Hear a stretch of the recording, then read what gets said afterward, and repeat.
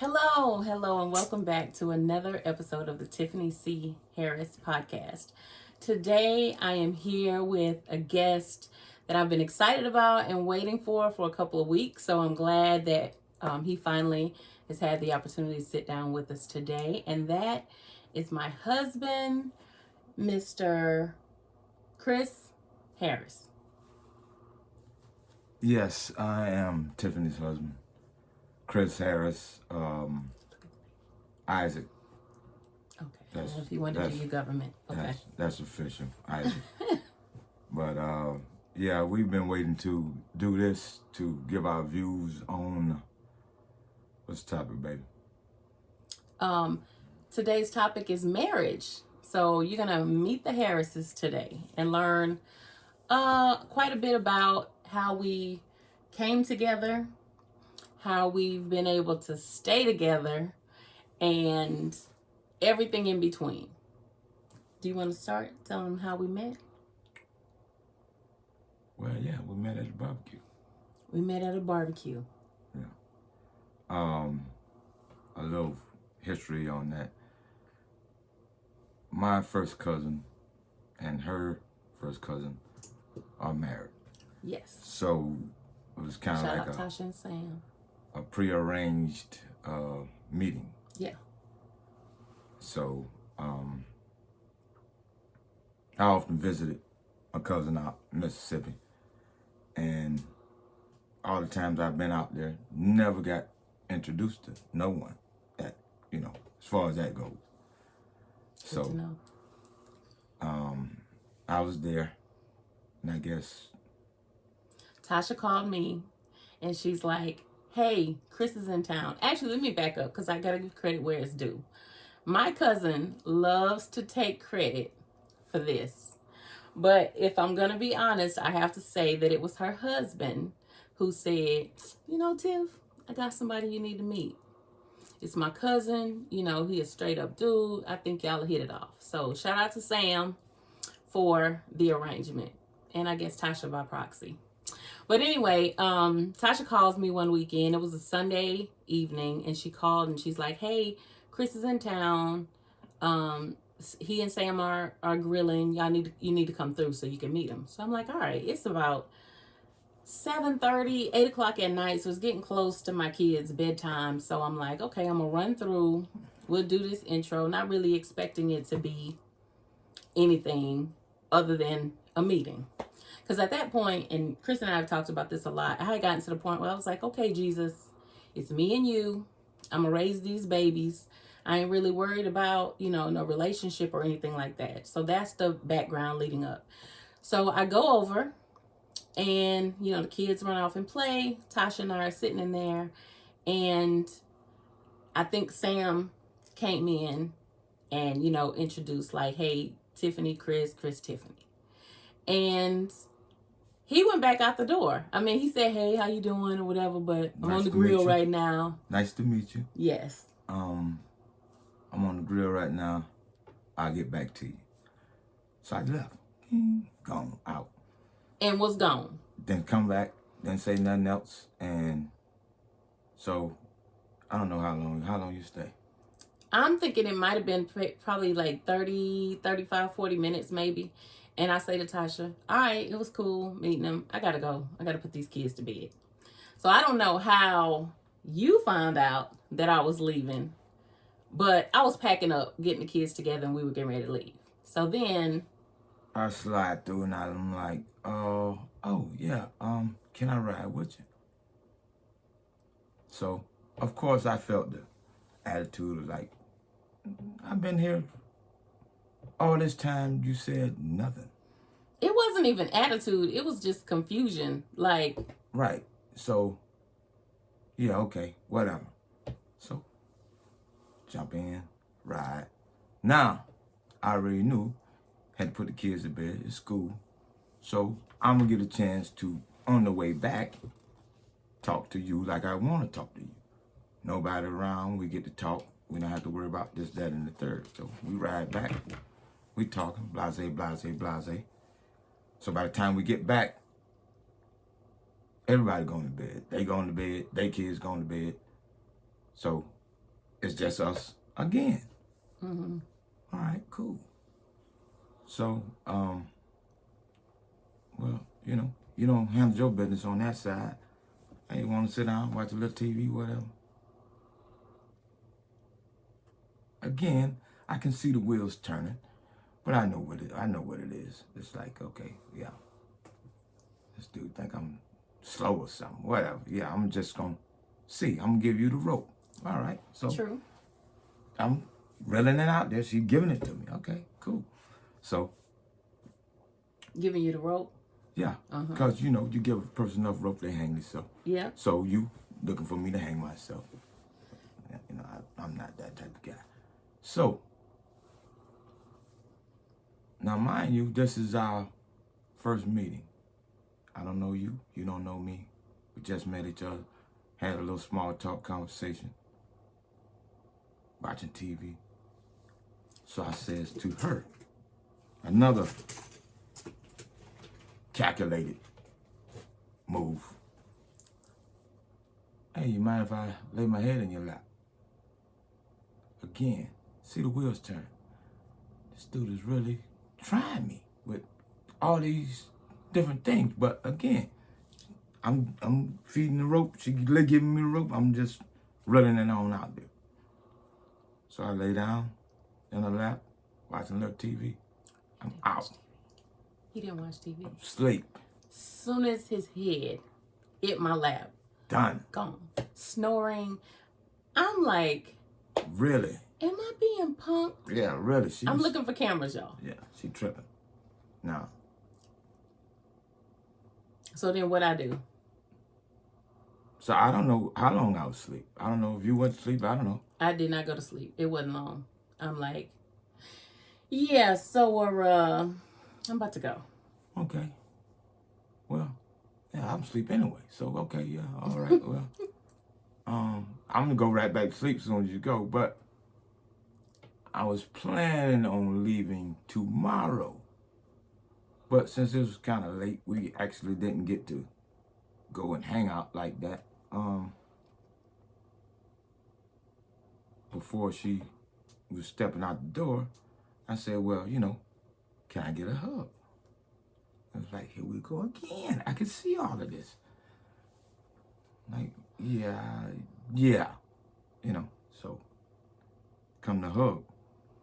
Hold on. Now, up until this point of the story, we agree 100%.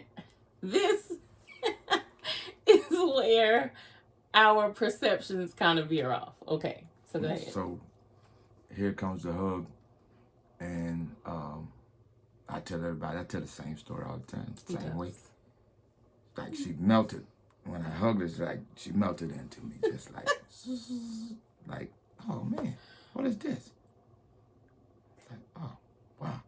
So at that point, now mind you, I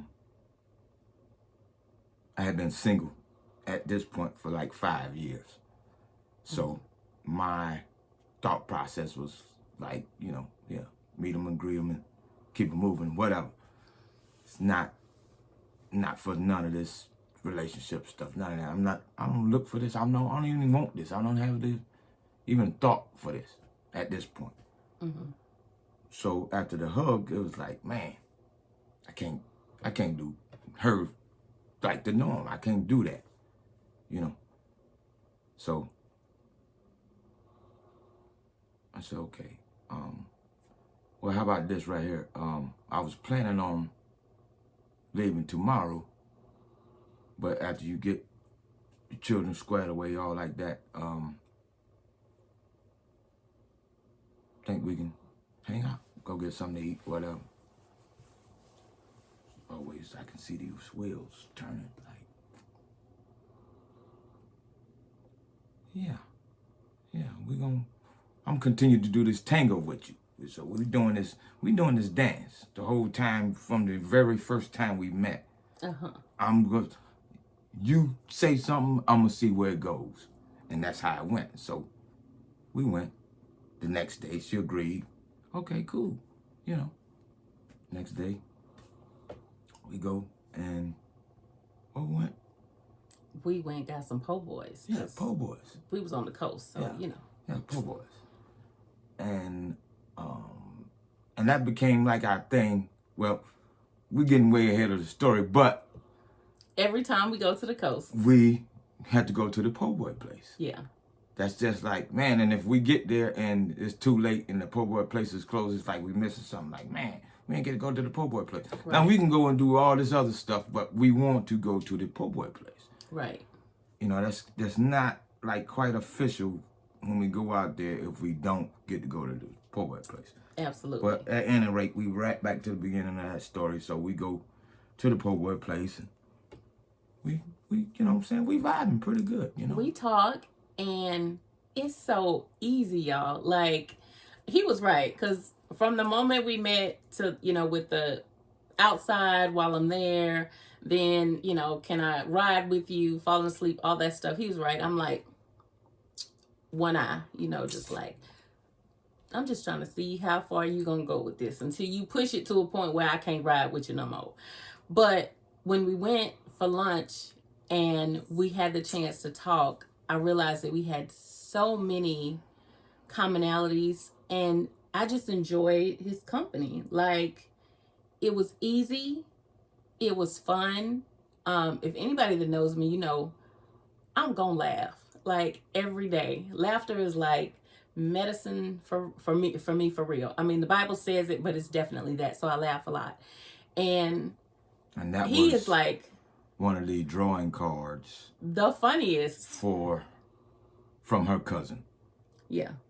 Oh yeah, she did say that. I know you like to laugh, and he forever cutting up.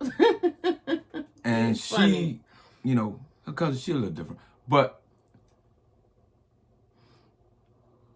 if I make her laugh, you understand what I'm saying? She's not the kiki kaka type person. That's not her. But but this guy, I'm talking about me. He's funny. Yeah. This genuinely, he's funny. She put that stamp. You know, and that was true. And I found that out, you know, in our conversation. And the conversation just continued from there. It was like there was never a lull in our communication from that trip forward. We talked. And it wasn't like how a lot of people meet, forced conversation. It wasn't. It wasn't never a forced conversation or the awkward silence or you feeling you got to talk all the time and this, that, and the it wasn't never that type of thing. And it just felt good. It felt right. It did. And right away, which I have to say, I had never experienced that in a relationship. Ever. I mean, from the meeting to the getting to know you, you know, period that usually takes place, the back and forth. But I think a huge part of it was he lived in Georgia and I was in Mississippi. And so we communicated a lot. So a lot of times when you're in close proximity, there doesn't really have to be that much communication because we're close physically. You know what I'm saying? We're doing things together. We're going places together. But we didn't have that luxury in the beginning. So the conversation was everything. Yeah, we had to do a lot of talking. Yeah. And if anybody in any situation, if you talk to a person long enough, they're going to tell on themselves. This is true. You understand what I'm saying? So by having that distance, we got to get in the headspace, because that's the only way you know how a person is thinking and what's going on with them is by them talking. Yeah. And when you with somebody and around them, then it's transferred to trying to show you something to make you think of a certain way. That's true. Of what I'm dressing, how, what I have, you know. Behaviors. Trying to be impressive and all this. You can't do none of that through speech. Right. unless you start telling a whole bunch of lies, which eventually, hey man, you talk this, but this is not, when this gets a chance to show, it's not going to show up. Right. You can say anything. That's the thing I have. I'm glad I never grew up in that era of this online dating stuff, of all these fake people out here pretending people that they're not, that's not them. So when you finally meet this person that's gonna gas you up to think that they this, that, and the third, this ain't none of this lining up. Yeah. You know, it sounded good, but that's all it was. It was sounding good. Yeah. But like I say, I didn't come from that era, and with us, it wasn't none of that. Everything was genuine, and I'm telling you, you telling me, we talking to each other, we getting to know each other through this dialogue, not of I'm trying to be impressive. Right.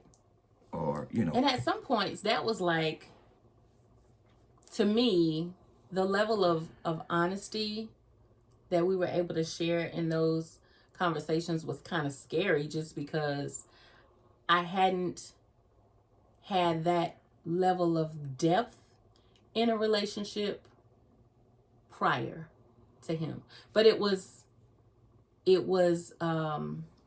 positive. It was something I was grateful for, and it really required a lot of faith and trust on my end, because I had already had 2 children. I'd been divorced before. I'd had just really bad experiences in relationships. And so for it to be so authentic and just good, I recognized it as the blessing that it was. You know what I mean? So that was 15, next month will be 16 years ago that we met. That still amazes me when I think about 16 years, like, and we've been married for 13, 14 in May of this year. So anyway, we were together for 2 years prior to getting married. And so I kind of wanted you to elaborate on your theory or thought process behind why 2 years is a good number when you're dealing with someone and in relationship with them before taking it to marriage. Okay, well, so in that, we're going to rewind a little bit. So we met February 11th, 2007. And it was February, March, April. By April, she moved. So tell them how the move came about. I don't want to get too deep off in how the move came about, but let's just say there was some chaos that was happening on my home front. Would that be a clear assessment? A little drama. There was some chaos that was happening, and it just was not the person that I am, and even the relationship I had with God at that point in time. I am not a confrontational person. I don't like drama. Now, I'm grown to a place now where I can address things, you know, I can handle it. But in the things that were happening, it was just, it was awful. And people that were really close to me that I lived with were having a difficult time with the idea, I guess, of me, because we had talked about it and I had prepared to move here to come to school. And it was like when that happened and he came on the scene, all hell broke loose on the home front. And so it was straight drama and chaos for myself and for my children. And it just was not safe for me to continue in that.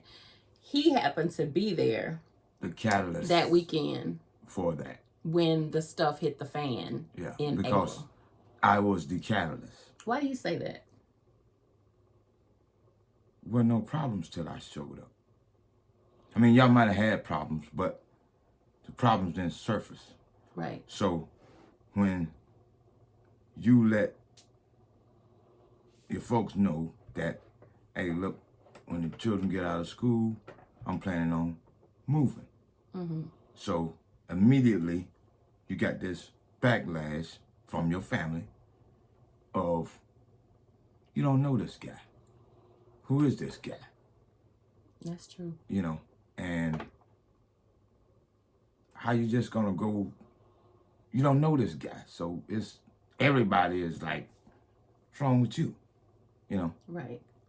So when I was walking by faith, according to how I felt in my spirit, there was peace concerning it. So I'm not going to get into particulars of what all went down, but let's just say it was very ugly. And I ended up having to make a phone call to Chris and say to him,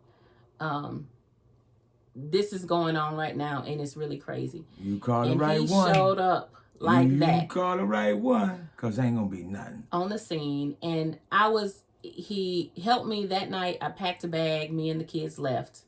Went to my cousin's house. We went to sleep well. We went there. I was up crying all night, like not really knowing what I was going to do. And he stepped in with the solution, like, hey, here's what you're going to do. Yeah. We're going to go get this U-Haul. And We're going to put your stuff in coming with storage. me. And we leaving tomorrow. Yeah. And we going. And I'm all like, oh my God, are you sure? Because in my mind, we've only been together for 2 months, for real. We only met 2 months ago. I have children. This is a whole lot of responsibility to be putting on you. And I didn't want him to feel like I was throwing all my stuff on him, but it wasn't like that. He said, listen, I'm ready, I'm willing, I'm able, and this is what we're going to do. And that's what we did. We packed up my stuff that morning. We left. By the time we got to Georgia, it was like late at night. Crazy like. Yeah, it was like black outside. But man, I went to work that next day too. You did. Yeah. You was a G. Yeah. He's still a G, but you know what I'm saying. Not that much of a G though. But yeah, he went. We probably got to Thomasville maybe like 1 o'clock in the morning, and he had to leave home at 7 to make it to work on time, and he did. And that was a really dark time for me. I was alienated from those I was closest to, and it was really, really hard. And I remember just sleeping. Yeah, that whole first 5 months. Yeah, 5-6 months was like, I was really, really depressed. Yeah, but in the midst of that, God is a keeper, y'all, because I started school in May and finished my summer semester with straight A's. But it was really, Chris he provided for me during that time. He was my protector. He was my confidant and my sounding board. And I remember those moments of crying and being hurt and upset and just distraught. And him just holding me and saying, it's going to be okay. Y'all will be good again. It's just this, this period of time. And it was true. Exactly the way that he spoke the reconciliation. That's how it came about. But I learned a lot about him. And it really was a lot of trust, because that period of time I really don't remember, other than the fact that I was in school. I don't remember it, but I know that my kids got to school every day. I know that they ate, they were taken care of, and it was because of this man sitting next to me. So we were tried and true in the beginning of our relationship. The walks, so stayed right behind the park, so we used to walk right through the cut, go to the park, and just walk and talk. Mm-hmm. That was our foundation. Yeah. And, with the walking and talking, that was my therapy. You get a lot out of that. Also with,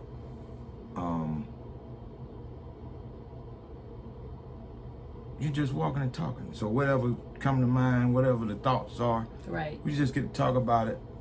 And we really bonded in that time. Yeah, it was a lot of, which was really, I say necessary at the end of the day. Like I say, she was not in a good place mental space. Right. And by the walking and talking, and also by the action of reassuring her of, I know that this, like I say, was some underlying stuff that was going on, but I know that the root cause of this is me. So I'm not gonna leave you out here stranded like that when I know that it's my fault. You know, I'm not gonna throw the rock and then hide my hand like, oh, I don't know what's going on. You know, have fun, deal with that on your own. No, it's about you, because of you. So handle it. So. And that showed me a lot about the type of man that he was and is. That he's always been a man who's willing to take responsibility. And one of his favorite phrases, and I'll say it now too, is that my husband would always take the weight for whatever happened. You know, I yield to his authority then as a man, and you know, just he was very wise. He had a lot of wise sayings, and he didn't know at the time that a lot of those wisdom tidbits he was sharing with me. You call them isms? Yeah. Yeah. Isms. That he says they came from his father, but they line up with the word. You know what I'm saying? So he had a lot of that in him, even though that wasn't where he got it from originally.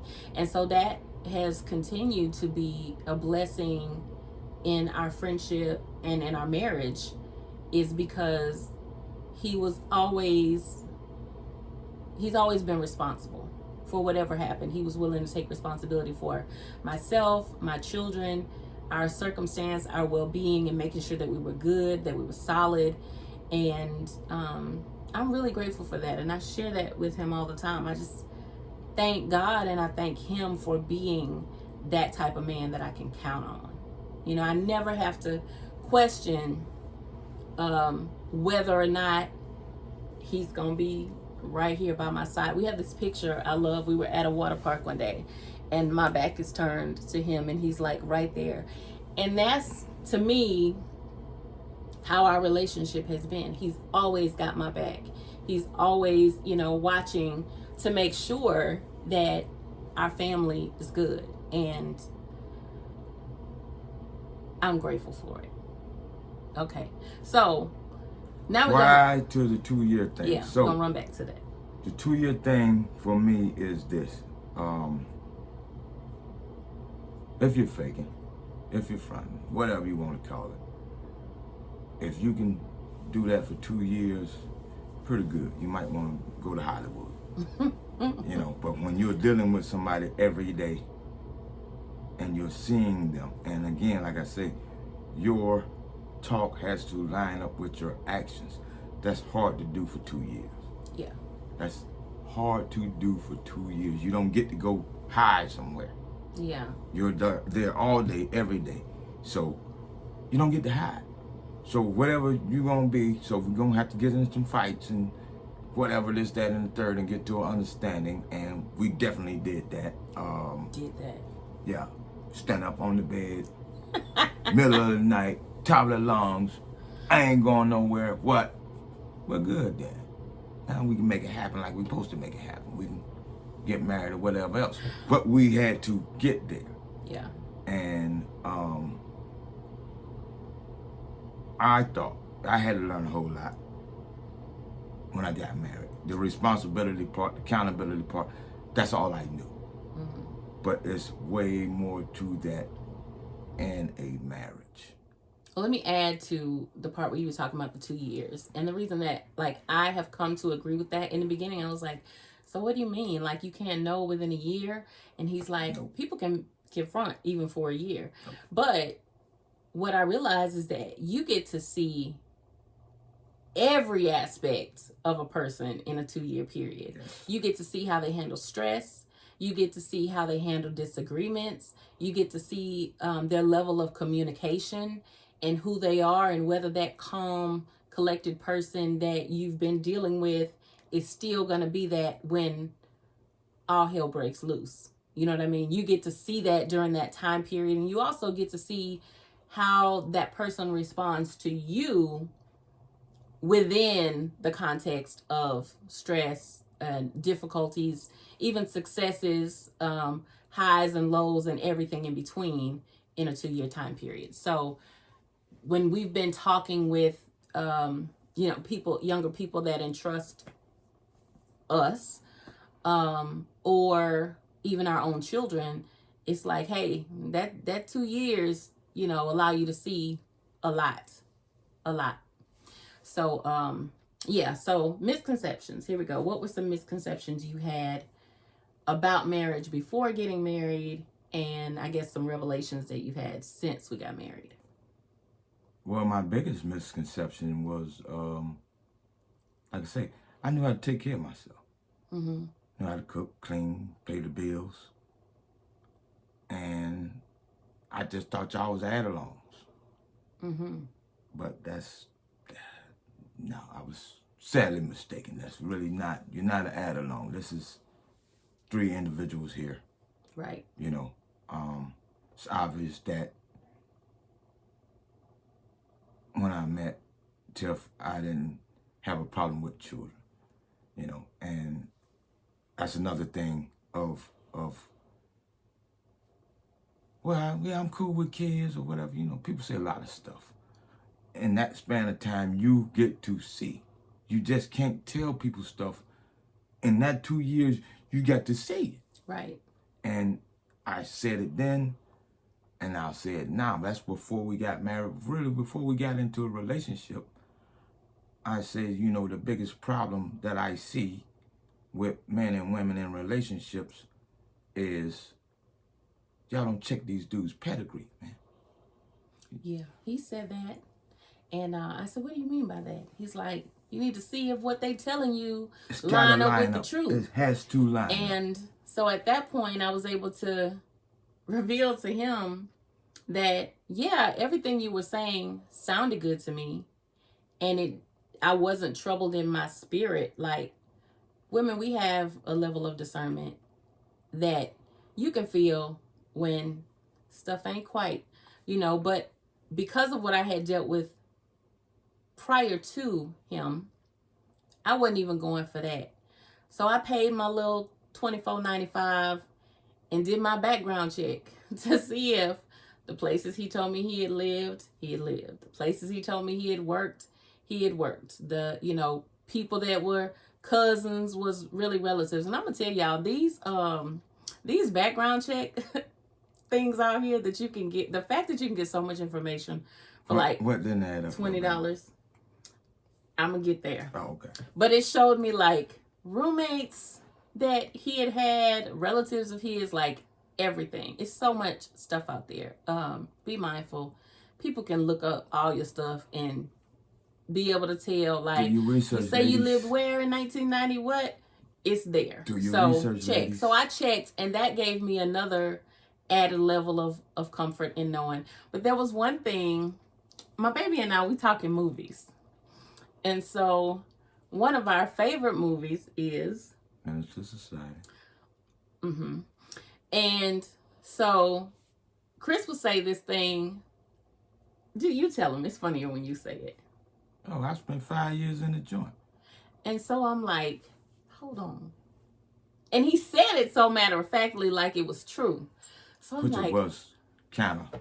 It was true, but not in the way that I thought. Yeah. So I'm like, how in the world? Okay. Well, it was believable. So he went. It was believable. It was. You look like you might have been. You carry yourself a little bit like. Yeah, you did. But I was like, okay, so he was in the military for this amount of time. Yeah. He works here. He did this, and now this is where he works. Like, where in the world? And I was able to see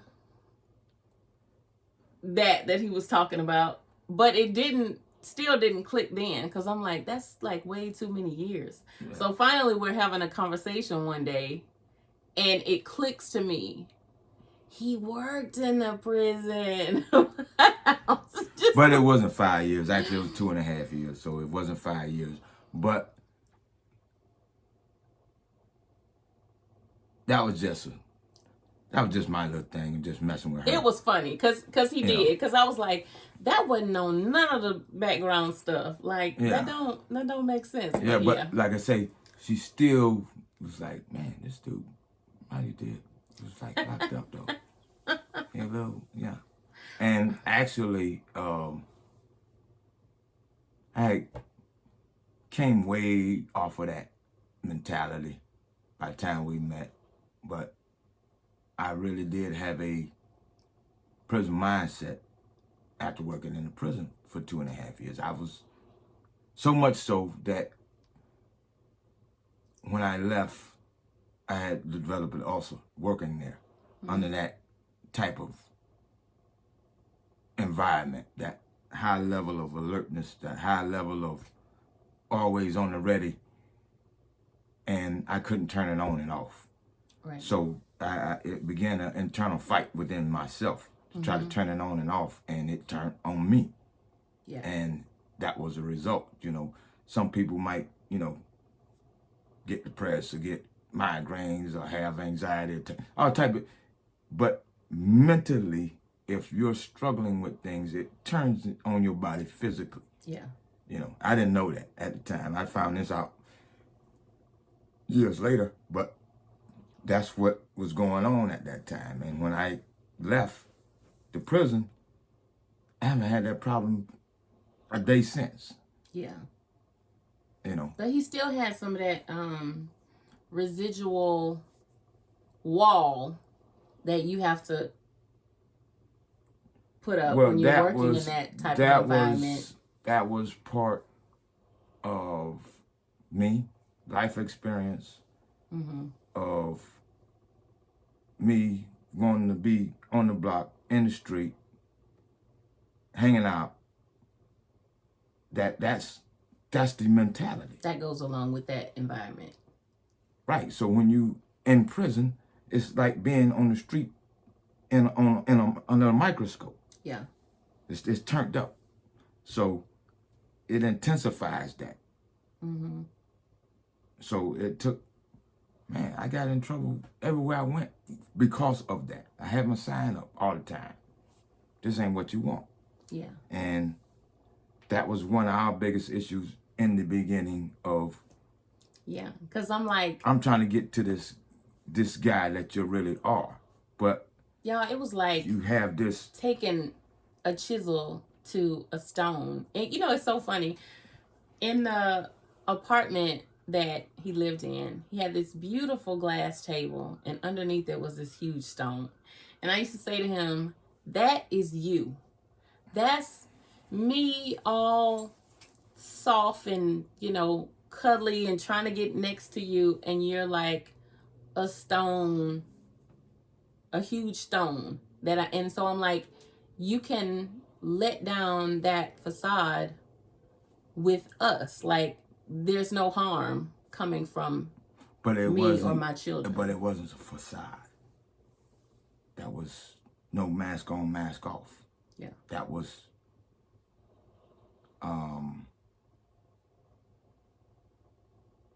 my emotional non-development, I put it like that. I'm just going to say there's a huge dichotomy, because part of it was that huge stone. But then the other side of it was that soft, loving, gentle, I'm going to take care of you, protector guy that I met in the beginning. And so that was what I wrestled between, either the rock, and I kept trying to get back, and I kept telling him, I know there's a soft place there because I've seen it, because I've landed on it when I was just broken and crushed, and you held me. So that was a lot of years and a lot of prayer for him to finally realize that I don't have to be that with them. Right. But once you, well, I put it like, I'm saying, I'll put it like this right here. I had to make a wall in there, a door rather, not a wall, a door. Because that's still there. That rock is still there. But I had to put a door there. It wasn't a door there. Right. So, dude, guy working with me, with her, that I was able to open the door. Yeah. But now, as soon as they came in, that door closed. Clack. Nobody else get in here. Yeah. You know, y'all. That's it. I'm keep this the fortress. It's here. Mm-hmm. You know, and nobody else can get in here. And y'all don't tell nobody that y'all in here. You know, but they deal with you. They know we in there. And it was God. All glory to God for allowing us access to that softer place within him. The major piece in that was me getting sober at the end of the day. Because until I did, I could not be the genuine person that I am that she met. Yeah. Hey man, this guy is, you know, like I say, it's hard, but I know this good guy is there. And you know, not that I was a bad guy, but hey man, you got to ease up with this. What you say, New York City? Yes. Yeah. It's so funny because even now, he lived in New York for a period of time. And depending on the conversation that we're having, where it's going, what we're talking about, he'll switch from how he's speaking now to, I call it New York City. So I'll have to tell him, I'm like, okay, come on back, New York City. We not there, you know. But you'll notice that that's only when somebody is being done wrong. Yeah. It's not on the just whatever. I don't, even on my worst days,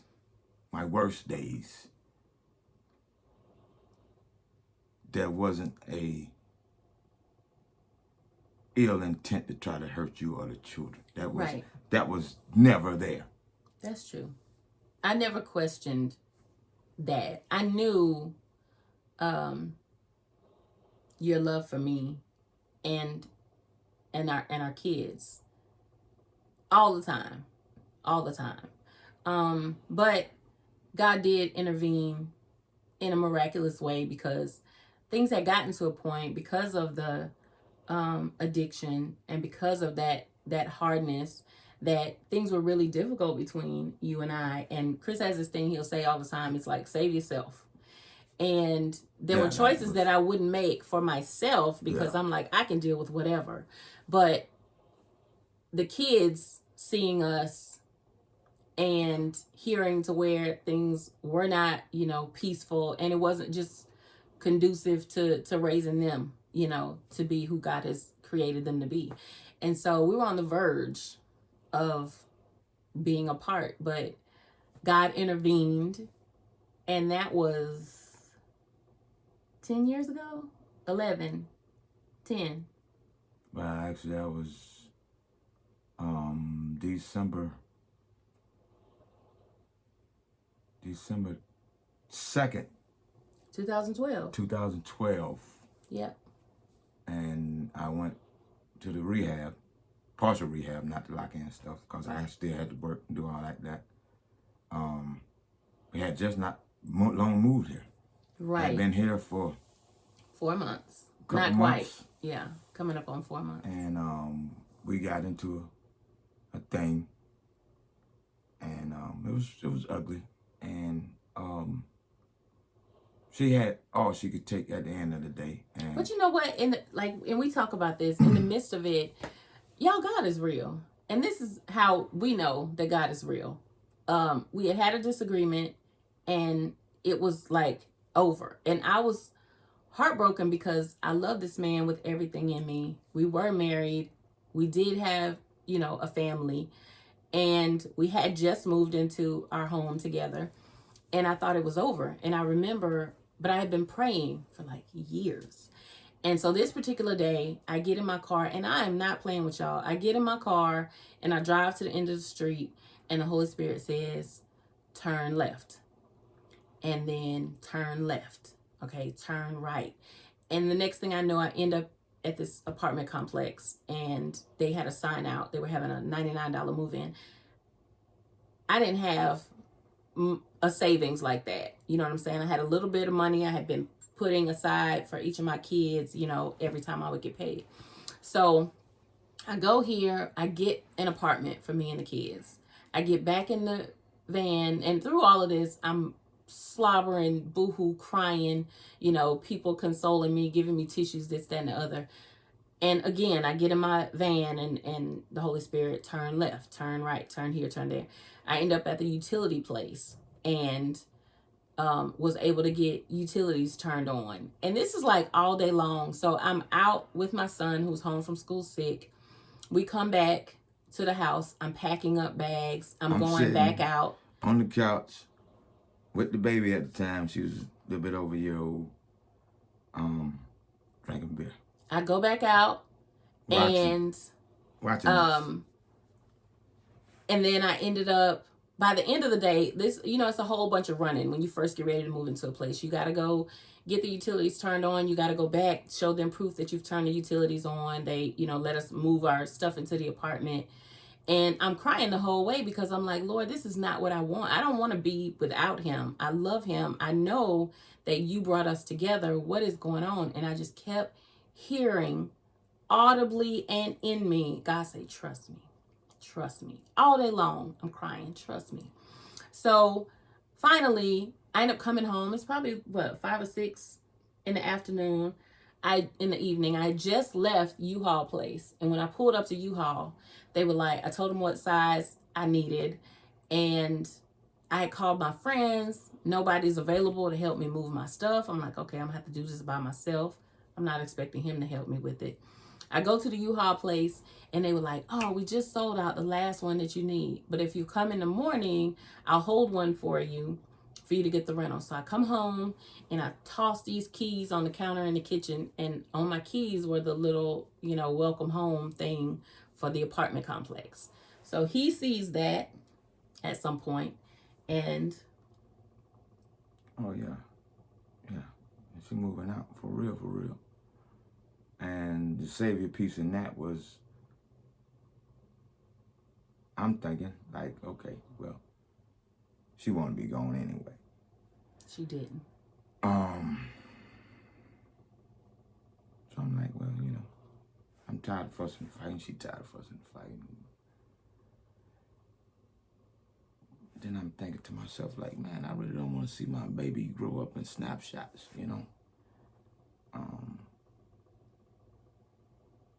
Let me see.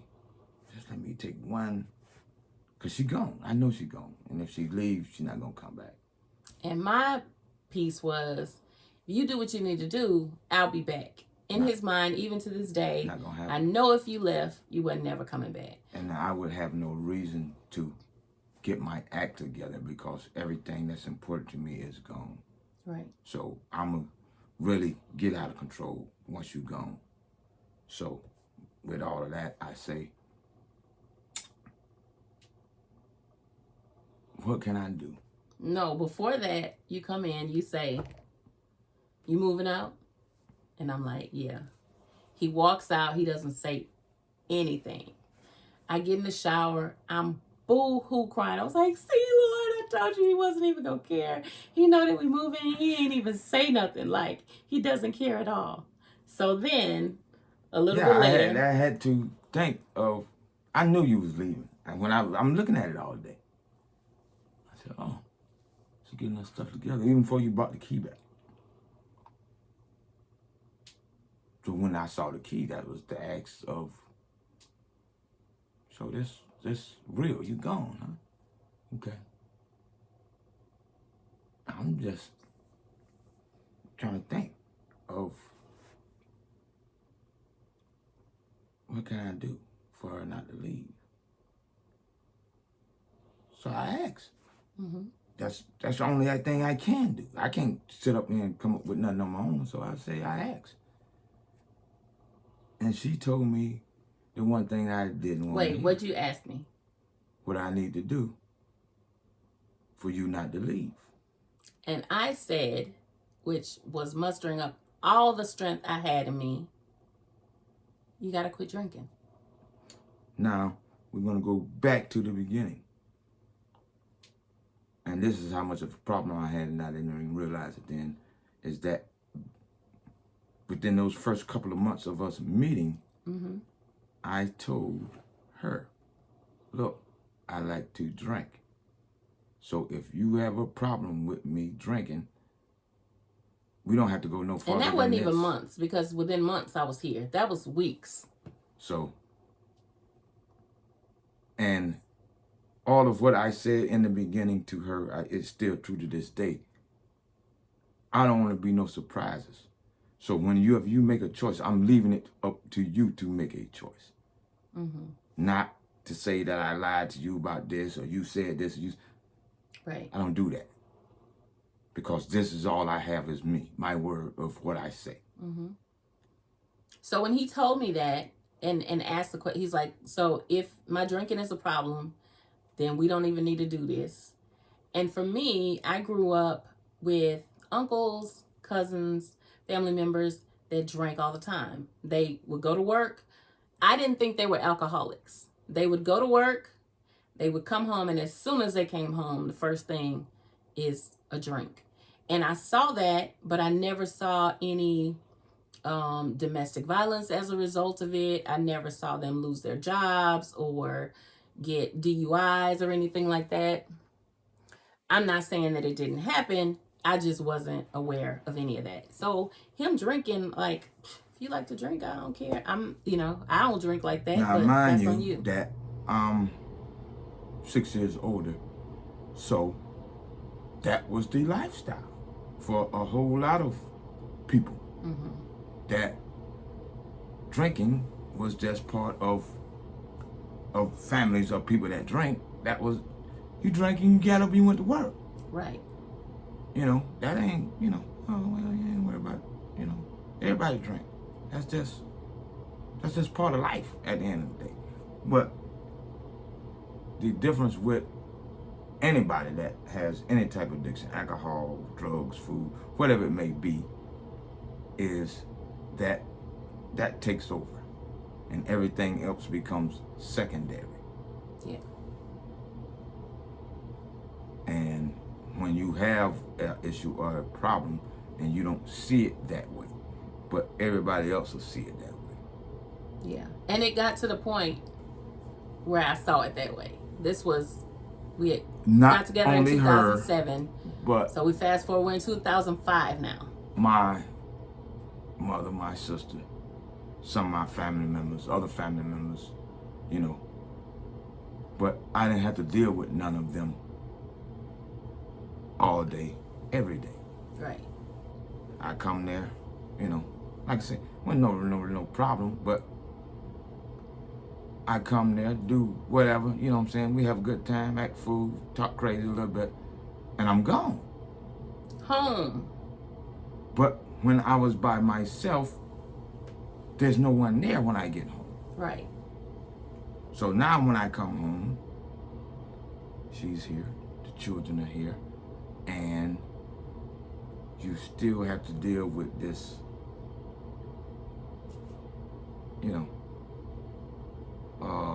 just rude,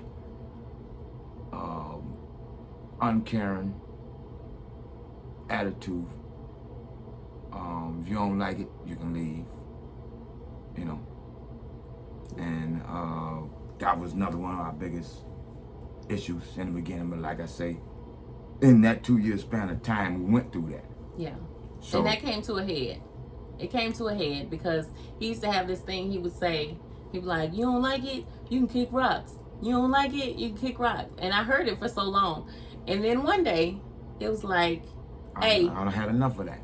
If you say that again, right, I'm going to give you what you want. And it stopped. Immediately. But the drinking continued. Right. Until that became that same type of situation. Hey, this is all of this that I can deal with. This is all of this that I can handle. And just not what I want to do, but this is what I have to do. Yeah. And me, being who I am, I can't blame you. At the end of the day, this is not what I want, but I don't want your life to be miserable because of me. So if that's what you have to do, I understand it. So bringing it back to that night, he asked the question. I responded. Again, he walked away. And I was like, see, Lord, he don't even care. Like I said it. I didn't know. Now, what I did notice was my husband walks when he's thinking, when he's talking on the phone or whatever, he walks. So he was outside and I could see him walking. And I didn't know what was going on, but he hadn't said anything to me. So I just felt like he didn't care. But he came back in and he said, yeah, I'm going to go get some help. No, before that, you were like, what else? Oh, yeah, I tried to bargain. I tried to get... What else can I do? I tried to get her not to say the drinking. So, but she wouldn't budge off of that. It was and that was the Holy Spirit given to y'all. Well, can I do this or can I do that? No. I just want you to do one thing. You got to stop drinking. But I already knew, because we had already discussed it before this, that the drinking was a problem. I knew it was a problem. So I tried, not even to stop. I tried to slow up a few weeks before that. And it didn't work. I was right back to drinking like I was. Now I'm hiding stuff in the garage and trying to let her not know that I'm back to drinking like I was drinking before. So but she knew. Yeah. So as it unfolded, I said, well, I'm gonna have to go get some help. And so much to the point that he had given me some numbers. There was a list of numbers for rehab places, and I still had it. I kept it. I don't know why I kept it, but I had God too, y'all. I put it up somewhere. So when that moment came to, I said, well, I couldn't even slow down. So I know I can't stop. Yeah. But I know I need to stop. I can't, but I know I can't. And that was the first time in my life that I didn't have an answer. I always had an answer. I always had a backup plan. I always had something lined up. No matter what the situation was, oh, I got something for that. Always. Always. She can vouch for that. I always have a, don't worry about that, baby. I'm gonna do this. Yeah. Don't worry about that. I'm gonna do that. And it worked. Didn't have an answer. Did not have, because I had already tried. Like I say, not even to quit. I couldn't even slow it down. Yeah. And I knew I needed to get some help. And after I went to the program, got the help, that's when things started to become like they should have been. But they were like they were for a purpose. They and were. I always say that I needed to go through all these things. We don't get to get the blueprint, and I'm thankful for that, because we will mess it up. We don't get it. We don't get the script. God has the plan, he has the script, and the sooner we, me, you, everybody, sooner we decide that, let me open up a book, Bible, devotion. Let me look in here for something that God wants me to do. Yeah. Not what I want to do. Because I can guarantee you, if you start to look in the book and start to read and ask God to send you in the direction, you don't, that ain't what you want to do. I can almost promise you that. That's not what you're going to want. How you know it's come from God? Because you don't want to do it. Facts. That's how you know. Nothing in your flesh You don't. wants to do it. Yeah. And praise God, that was 10 years ago. And Chris has always said it was God that brought us together. And we know that it's God that has kept us together and is going to keep us together. Right. Yeah. And the